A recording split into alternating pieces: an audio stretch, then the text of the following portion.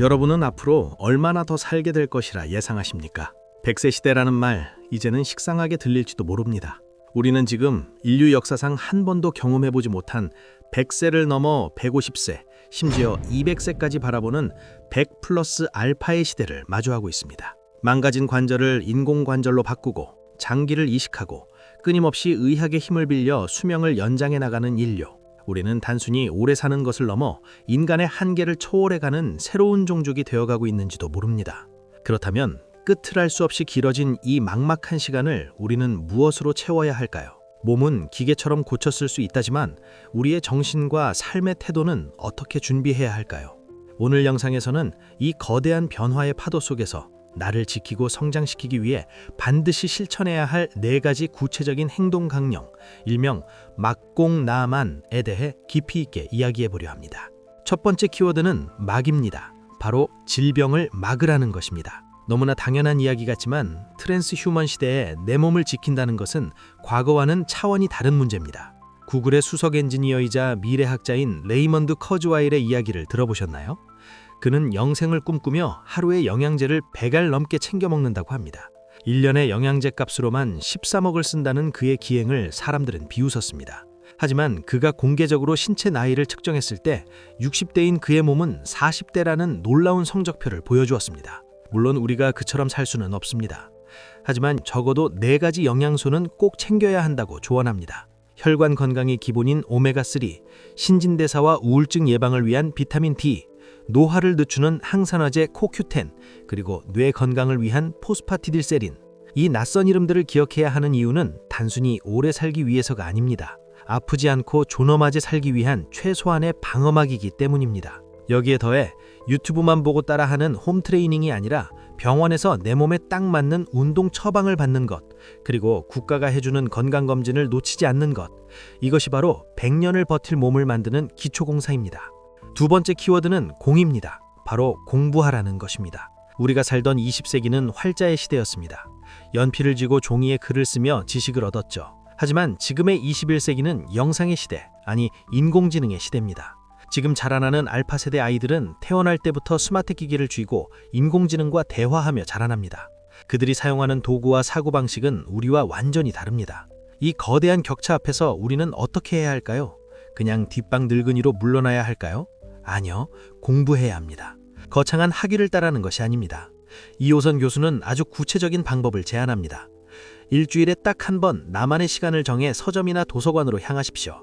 어떤 책이라도 좋습니다. 소설이든 만화책이든 마음에 드는 책을 한 권 골라 딱 10페이지만 읽으십시오. 그리고 그 속에서 마음에 드는 단어 하나, 문장 하나를 골라 외우는 겁니다. 그렇게 일주일에 문장 하나씩, 1년이면 50여 개의 새로운 문장이 내 안에 쌓입니다. 이 작은 문장들이 모여 내 언어를 바꾸고 사고를 확장시킵니다. 젊은 세대와 대화할 때 막히지 않고 변화하는 세상 앞에서 주눅들지 않는 심리적 포만감을 채우는 것, 그것이 바로 이 시대의 진짜 공부입니다. 세 번째 키워드는 나입니다. 무조건 나가라는 것입니다. 은퇴하고 나면 가장 먼저 줄어드는 것이 외출입니다. 갈 곳이 없다는 핑계로 집에만 머물게 되죠. 하지만 집 안에 갇히는 순간 우리는 세상과 단절되고 맙니다. 갈 곳이 없다면 어디라도 가야 할까요? 이호선 교수는 옆 동네 3번째 전봇대라도 찍고 오라고 말합니다. 중요한 것은 목적지가 아니라 나가는 과정에서 마주하는 세상의 변화입니다. 매일 다니던 길이라도 자세히 들여다보십시오. 새로 생긴 가게의 간판은 어떤 글씨체인지, 지나가는 젊은이들은 어떤 옷을 입고 있는지, 사람들의 손에 들린 스마트폰은 어떻게 바뀌었는지, 이 사소한 변화들을 읽어내는 능력을 우리는 관찰력이라고 부릅니다. 관찰은 단순히 보는 것이 아닙니다. A라는 지점에서 B라는 지점으로 세상이 어떻게 흘러가고 있는지를 알아채는 능력입니다. 이 능력이 있어야 비로소 내 손자 손녀의 마음도 이해할 수 있습니다. 요즘 애들 왜 저래? 라고 혀를 차는 대신 그들의 변화를 읽고 공감할 수 있는 어른의 품격, 그것은 오직 문 밖으로 나가는 사람만이 가질 수 있는 특권입니다. 마지막 4번째 키워드는 만입니다. 바로 사람을 만나라는 것입니다. 이 부분이 어쩌면 가장 중요하기도 어려운 과제일 수 있습니다. 요즘 서점에 가보셨나요? 베스트셀러 코너를 휩쓰는 책들의 제목을 보면 인간관계 정리하는 법, 기분 나쁜 사람 손절하는 법, 혼자가 편하다 하는 식의 내용이 줄을 이룹니다. 쇼펜하우어의 철학을 인용하며 고독을 즐기라고 권하기도 하죠. 물론 인생의 전반기인 60세까지만 살다가는 삶이라면 그 말이 맞을 수도 있습니다. 치열한 경쟁 속에서 사람에게 치이다 보면 혼자만의 휴식이 절실하니까요. 하지만 100년을 넘어 120세까지 살아야 할 트랜스 휴먼의 시대에서 고립은 휴식이 아니라 재앙입니다. 생각해 보십시오. 나이가 들수록 우리를 지탱해주는 그물망들이 하나둘씩 사라집니다. 직장이라는 소속의 망이 사라지고 자녀들이 떠나며 가족의 망이 느슨해집니다. 국가가 교육이나 의료 같은 시스템적인 망은 제공해 줄 수 있을 모르지만 내가 아플 때 진심으로 걱정해주고 내가 우울할 때 밥 한 끼 먹자고 불러낼 수 있는 정서적인 관계의 망은 국가가 만들어주지 않습니다. 오직 나만이 나의 노력으로 직조해야 하는 것입니다. 그래서 전문가들은 단호하게 말합니다. 지금은 손절의 시대가 아니라 연결의 시대다라고 말이죠.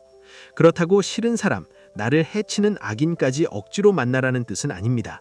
다만 귀찮다, 돈 든다, 상처받기 싫다 하는 이유로 멀쩡한 인연의 끈까지 스스로 잘라내며 고립을 자초하지는 마시라는 겁니다. 그럼 구체적으로 어떻게 해야 할까요? 지금 당장 스마트폰을 열어 연락처 목록을 확인해 보십시오. 아마 수백 명, 많게는 1000명 넘는 이름이 저장돼 있을 겁니다. 그 중에는 이미 세상을 떠난 분도 계실 거고 연락이 끊긴 지 10년이 넘은 사람도 있을 겁니다. 이 죽은 명단에 다시 생기를 불어넣으십시오. 거창한 명분이 필요하지 않습니다. 그냥 날씨가 추워서, 문득 생각이 나서 라는 이유면 충분합니다. 이때 가장 효과적인 무기가 바로 작은 선물입니다. 요즘 흔히 쓰는 메신저 선물하기 기능을 활용해 보세요. 2,000원짜리 커피 쿠폰 하나, 편의점 비타민 음료 하나면 됩니다. 이 작은 쿠폰은 단순한 선물이 아닙니다. 나는 아직 당신을 기억하고 있습니다. 나는 당신과 연결되고 싶습니다. 라는 정중한 노크입니다. 누군가 이걸 보고 뇌물 아니냐고 할지 모릅니다. 하지만 2,000원짜리 뇌물은 없습니다. 이것은 관계의 마중물입니다.